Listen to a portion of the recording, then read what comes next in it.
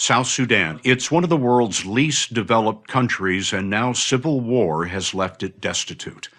Dr. Abraham was one of 2 doctors for up to 55,000 people. The clinic is operated by an American charity, the International Medical Corps. The United Nations estimates 40% of the country's people are at risk. International Medical Corps runs this hospital. In the intensive care ward for children, Dr. Sadia Azam shows us how she diagnoses malnutrition. 4 hours from Kathmandu, the roads into the mountains are barely passable as we travelled with a team of American doctors in search of villages still in need of help. We reached Hatia, a village of 1,000 people, where we found almost every building destroyed. How did that happen? Paul Arbach, Does that hurt? head of emergency medicine at Stanford. Say ah. And Luann Freer, medical director at Yellowstone National Park, both here with the International Medical Corps. Is it up here? They plan a base camp in the area from which to push higher into the mountains, where the fate of many more remains uncertain.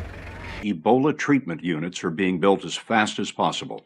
One of them is run by an American relief group, the International Medical Corps. Most of the staff here are Liberian. The stigma of the disease is so great, many of them say they're treated as outcasts when they commute back home every day. But in here, the Americans who work with them call them heroes.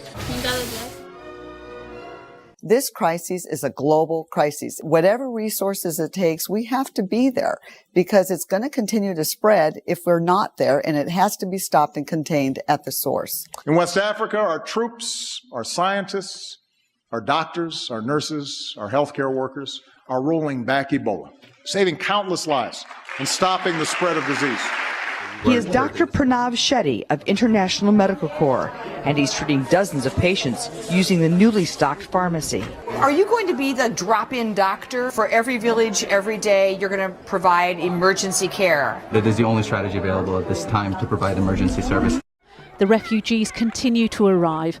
There are now 1,200 settlements like this in Lebanon, a quarter of the country's population made up of Syrian refugees.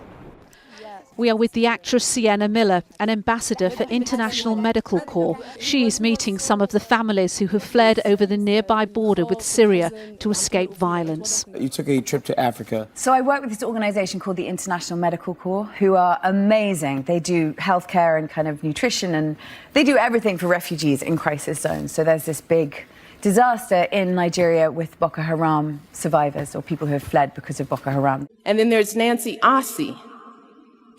She went out to California where she heard about a small startup nonprofit called International Medical Corps, an organization that worked in some of those faraway lands, responding to emergencies, helping local residents become self-reliant. And one story that I feel isn't getting nearly enough attention is the tragic humanitarian crisis that's happening right now in Yemen and the difficulty in getting aid into that country. Please visit the International Medical Corps website to learn about what they are doing. These are people who are on the ground. They're out there committed to helping the people in the most need. In the past few weeks, we've seen a multitude of hurricanes hitting the Caribbean and the US.